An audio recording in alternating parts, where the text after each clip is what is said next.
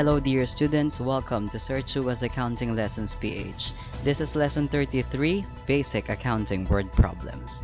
There are no specific handouts for this lesson because the problems will be presented in the slides. All problems will be first presented to you. Pause the video and take a screenshot of all the problems, then you can start answering. Watch how to solve the problem after you have tried answering. So I will be presenting first all of the problems from problem 1 to 10 and then take time to answer these problems, and then we will be discussing the problems at the end of the video. This is problem number 1.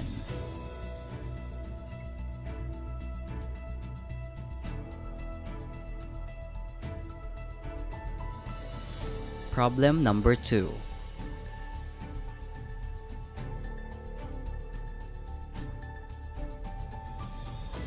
Problem number 3.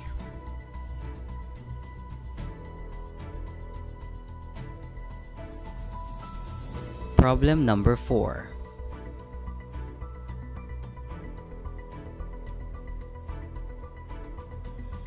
Problem number 5.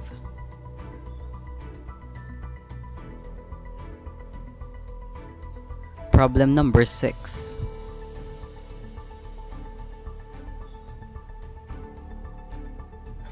Problem number 7.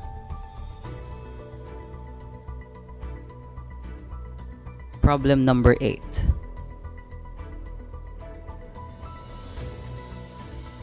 Problem number 9.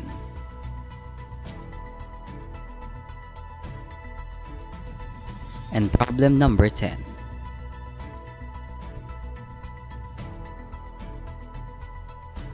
Please take time in answering these 10 problems first, and then we will proceed with the discussion of the answers.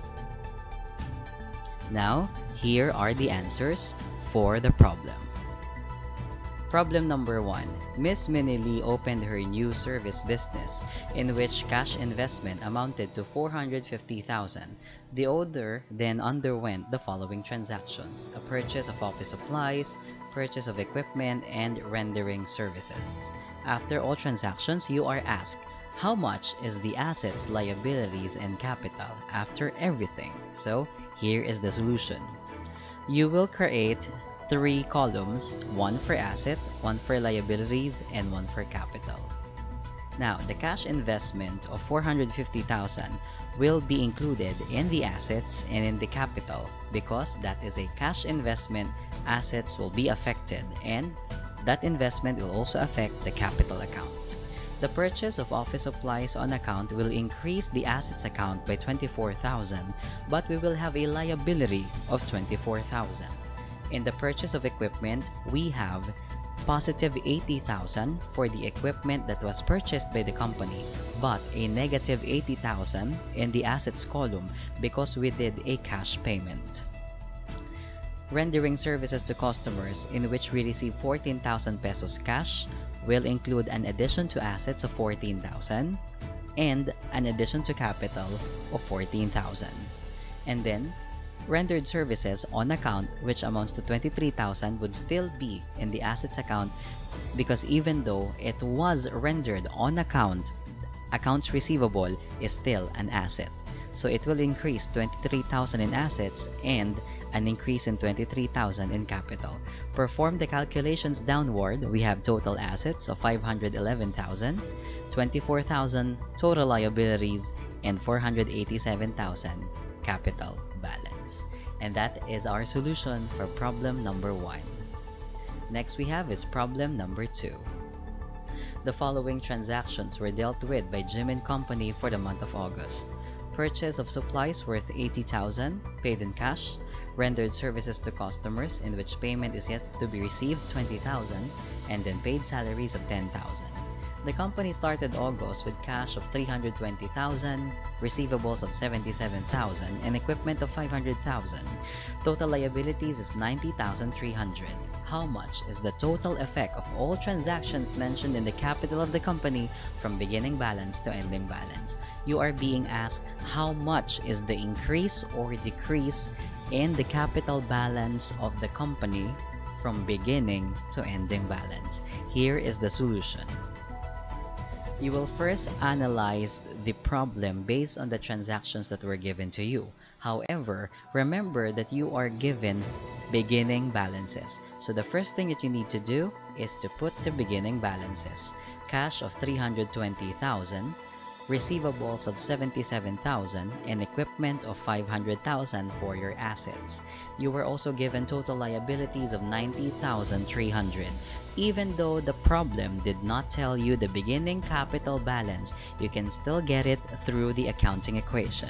So, 320,000 plus 77,000 plus 500,000 total assets minus 90,300 liabilities will give you a beginning capital balance of 806,700.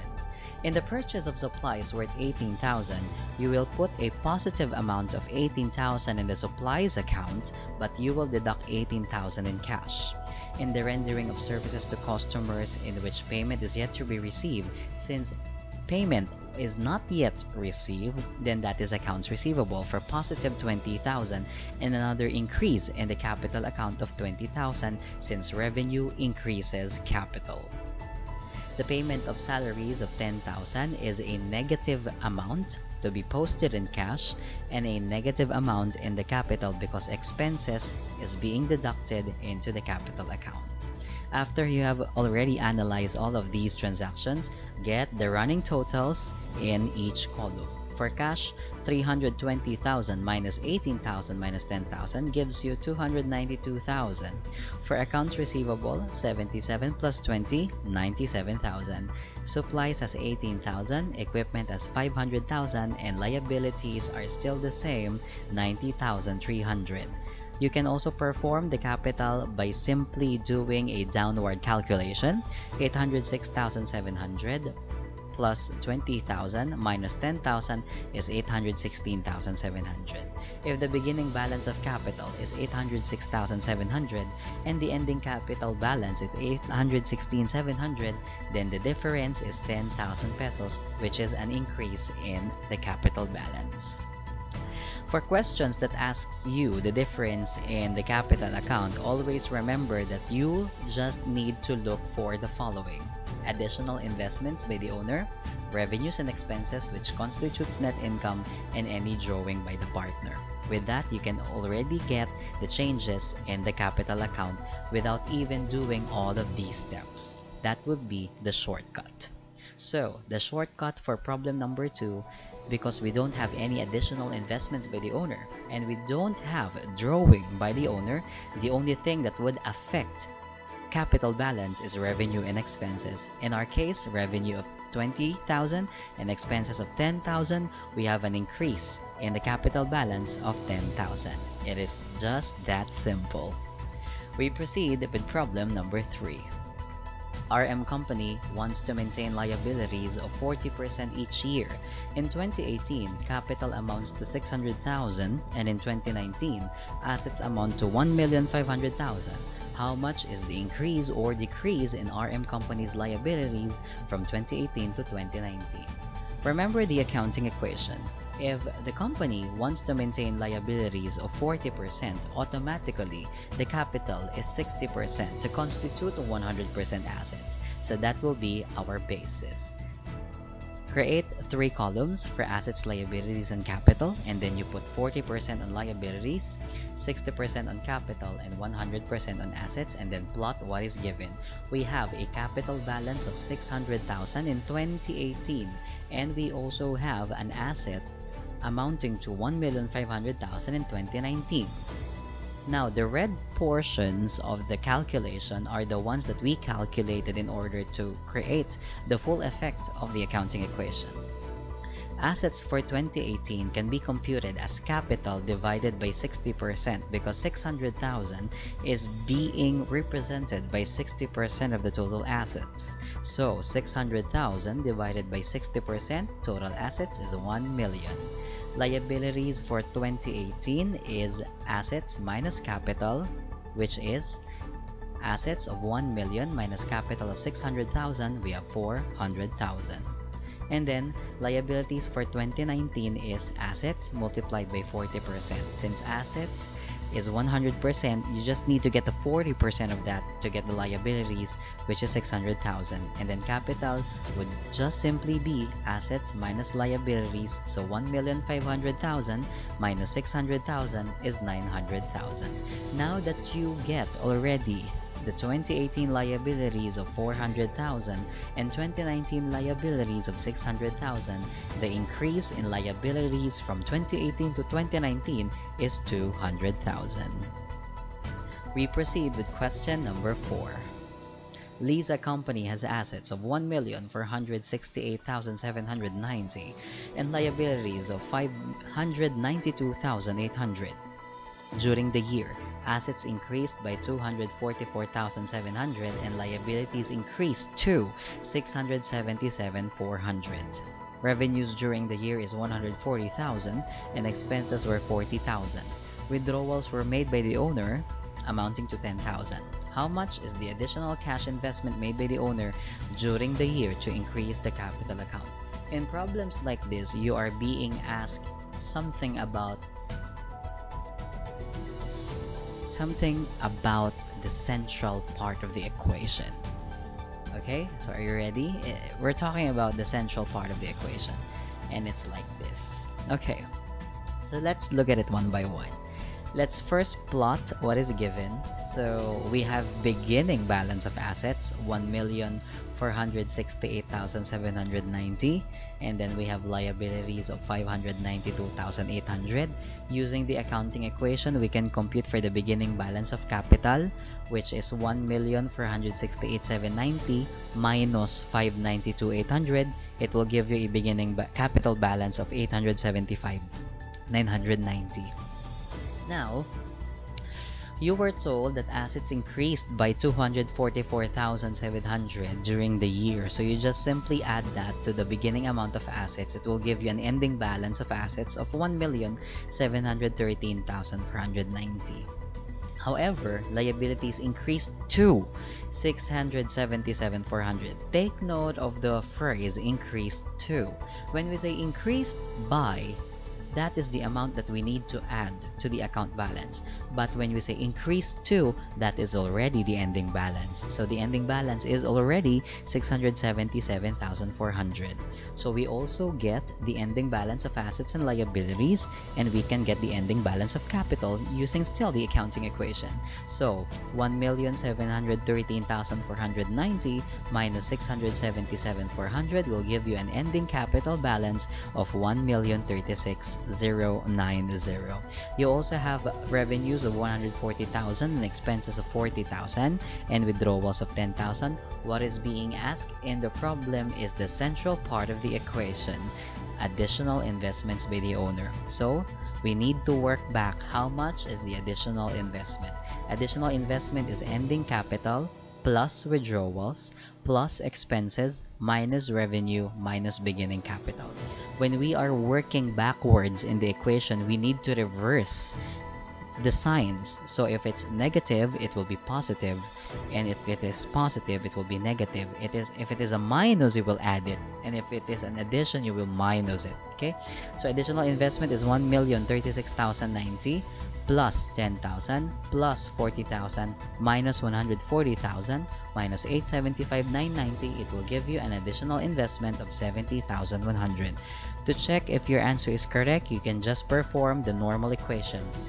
Beginning capital of 875,990, then you can use the additional investment that you computed, which is 7,100. Add revenue of 140,000 less expenses of 40,000 less withdrawals of 10,000. That should give you an ending capital balance of 1,036,090. Problem number 5. Sella Company has cash of 500,000 as investment, in which 40,000 furniture was purchased paying cash and 10,000 office supplies was also purchased but on account. Revenues earned is 60,000 received in cash and expenses is 15,000 on account. The trial balance totals would be by how much? So if you are given problems about transactions and then you are being asked to prepare a trial balance and how much are the balances or the totals of the trial balance, you just need to do the simplest form of journalizing, posting, and trial balance. So the easiest way to do that for you not to have an erroneous answer is just to prepare the journal entries. The cash investment will be debit cash and credit capital for 500,000, and then the purchase of furniture will be debiting furniture and then crediting cash. Purchase of accounts payable, purchase of office supplies on account is debit office supplies, credit accounts payable of 10,000. And then revenues earned, which is received in cash, is debit cash, credit revenue of 60,000.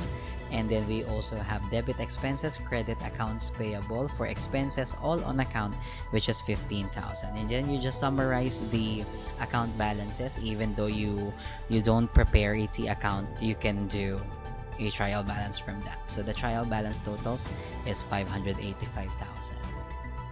Cash is 520,000, which is 500,000 less 40,000 from the purchase of furniture, but add 60,000 from the revenue transaction. And then office supplies is 10,000, furniture is 40,000, accounts payable is 25,000 coming from the office supplies purchase on account, and all expenses, which is 15,000. So 10 plus 15 is 25. And then you also have your capital balance of 500,000, revenue of 60,000, and expenses of 15,000. Alternatively, you can do this, okay?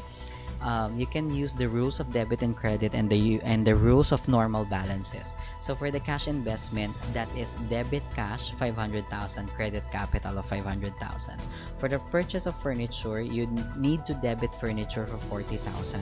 But since you will be crediting an asset and an asset has a normal debit balance, you don't need to include the 40,000 on the credit side. You just need to deduct it on the debit side because cash has a normal debit balance. So you just need to deduct it to the debit side. Okay, and then purchase supplies on account is an increase in asset and also an increase in liability, so debit and credit is affected. And then revenues, which is you receive cash, so that's debit, and then that's increase in capital, so credit 60,000. And then expenses will also be presented the same way because expenses has a debit balance, and we also need to credit 15,000 because it is on account, and you will get the same amount of the trial balance totals, which is 585,000. We continue with problem number 6. The trial balance totals of Jenny Kim Company is 2,466,900. However, the following errors were detected. An entry for purchase of office supplies on account of 8,000 was omitted, and then an entry for rendering of service in which cash received 13,500 posted twice, and an entry for purchase of equipment paying cash of 60,000 was erroneously debited to the furniture account but was correctly credited to the cash account. How much is the correct trial balance debit and credit totals for Jenny Kim Company? Okay, so in analyzing things like this, the first thing you need to do is to write the erroneous trial balance total of 2,466,900. Now, for the first omission, which is an entry for purchase of office supplies on account worth 8,000 was omitted, we were not able to post that in the ledger. So what happens is that your office supplies is understated by 8,000, so debit balances is understated by 8,000. You need to add that. And since the office supplies were purchased on account, we are also lacking accounts payable, so you need to add that also in the credit side. Next, an entry for rendering service in which cash received is 13,500. It was posted twice. When a transaction is posted twice, you just need to deduct one amount so that it will go back to the original form. I mean, if it's posted twice, then you deduct the first 13,500 so that the effect in the trial balance, the another 13,500 will remain. Okay, so you just reduce 13,500 in debit and reduce another 13,500 in credit. And then lastly, the entry for purchase of equipment paying cash of 60,000 was erroneously debited to the furniture account. So we have no problem on that because either way, if it's debited on equipment or furniture, those are both assets, so the debit is not affected. Although the ledger is affected, the debit total in the trial balance is not affected at all. And then it also says that we have no problem in crediting it in the cash account. So we have no effect on the credit side, and we don't have an error in the cash account. So for that third adjustment, that's 0. Okay, so you just perform it. 2,466,900 plus 8,000 minus 13,500 will give you a correct trial balance total of 2,461,400, and that is the correct trial balance total. For any questions, comments, or suggestions, you may comment in them respectfully in the comment section below, and I'm open for answering your questions. You just put them in the comment section. Okay, I hope you're still doing fine. Let's continue with problem number 7. Cambridge Company reports monthly depreciation on their equipment of 8,571 and monthly depreciation of automobile of 5,625. These assets have a residual value of 30,000 and 40,000 respectively. If the asset was bought on January 1, 2019 and have lives of 7 and 12 years, how much cash was paid at the start of 2019 for these assets? Actually, you are being asked how much is the total cost of the equipment and the automobile and how much was paid for them in total. Okay? However, you're only given information about depreciation.